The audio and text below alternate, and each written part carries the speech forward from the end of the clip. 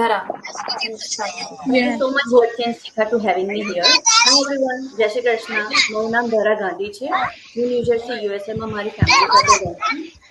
હું full time IT પ્રોફેશનમાં કામ કરી રહી છું અને સાથે સાથે હું એક સક્સેસફુલ ઓનલાઈન પણ રન કરી રહી છું. એક મિનિટ. મારો આ બિઝનેસ જોઈન કરવાનું મુખ્ય કારણ મારી દીકરી છે. મારી કોર્પોરેટ લાઈફના બિઝનેસ શેડ્યુલના લીધે હું મારી દીકરીને મારો પૂરતો સમય આપી ના શકતી હતી. એના લીધે મેં એના ઘણા બધા ઇમ્પોર્ટન્ટ માઇલસ્ટોન મિસ કર્યા છે.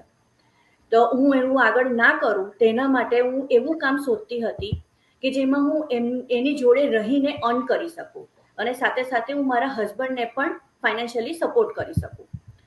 કેમ કે યુએસએ જેવી કન્ટ્રીમાં રહીને એટલું તો રિયલાઇઝેશન થઈ ગયું કે જેટલું પણ કમાઈ લો end of the month bank balance zero જ રહેશે. Very true.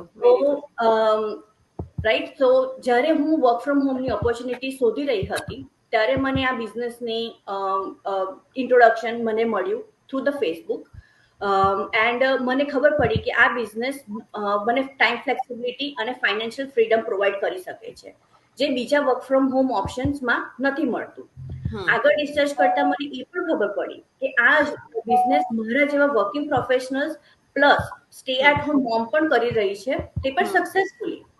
આ બિઝનેસ મને ફાઇનાન્શિયલ ફ્રીડમ અને મારી ફેમિલી સાથે ક્વોલિટી ટાઈમ આપે છે. હું મારી દીકરી સાથે રહીને કમ્ફર્ટેબલ લાઈફસ્ટાઈલમાં અર્ન કરી રહી છું અને મારા હસબન્ડને પણ ફાઇનાન્શિયલી સપોર્ટ કરી રહી છું.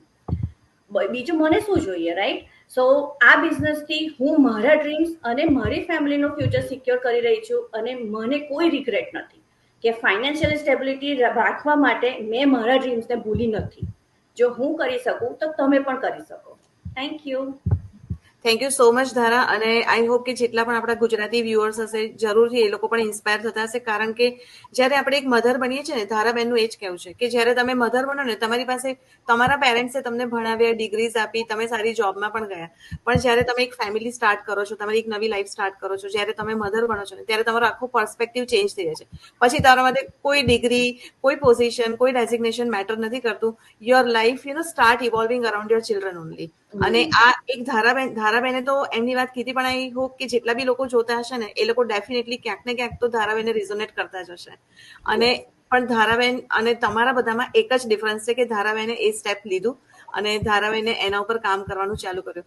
તો મારા બધા વ્યુઅર્સને અહીંયા એ જ કહેવું છે કે તમે પણ થોડું હેસિટેશન થયા વગર એક સ્ટેપ આગળ લો, બિઝનેસને એક્સપ્લોર કરો and then see if it is for you or not.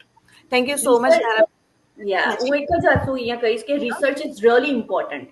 Yes. કે લોકો સ્કેપ્ટિકલ થઈને બેસી જાય પણ એની આગળ વધવું એમને ખબર જ નથી પડતી કે હવે નેક્સ્ટ સ્ટેપ શું કરવું. તો એના માટે મેન્ટોર્સ છે જે તમે રીચ આઉટ કરી શકો છો. તો at least take a step further for your future બનાવવા માટે પણ એ ઇમ્પોર્ટન્ટ સ્ટેપ છે. બરાબર છે, બિલકુલ સાચી વાત છે. કારણ કે ડાઉટ્સ હોવા અને સ્કેપ્ટિકલ હોવું એ બહુ નેચરલ છે. કોઈ પણ માણસને ડાઉટ થાય. અને જ્યારે ઓનલાઈન બિઝનેસની વાત કરતા હોય ત્યારે આ બધી વસ્તુઓ બહુ કોમન છે. પણ હા, તમે એને હેલ્ધી વેમાં લો, એને પોઝિટિવલી લો અને તમે એના ઉપર રિસર્ચ કરો, તમે થોડું ડ્યુ ડિલિજન્સ કરો અને પછી તમને લાગે then you can start working on it. બાકી તમને સમય પણ એટલા જ માટે આપવામાં આવે છે કે તમે વિચારી શકો. અને see again, everything is not for everyone. બધી જ વસ્તુ બધા માટે નથી હોતી. પણ હા, તમારી સામે જો ઓપોર્ચ્યુનિટી આવતી હોય અને તમે એને એમ જ ઓવરલુક કરી દો એ પણ બરાબર નથી. તો એકવાર જરૂરથી જોવી જોઈએ.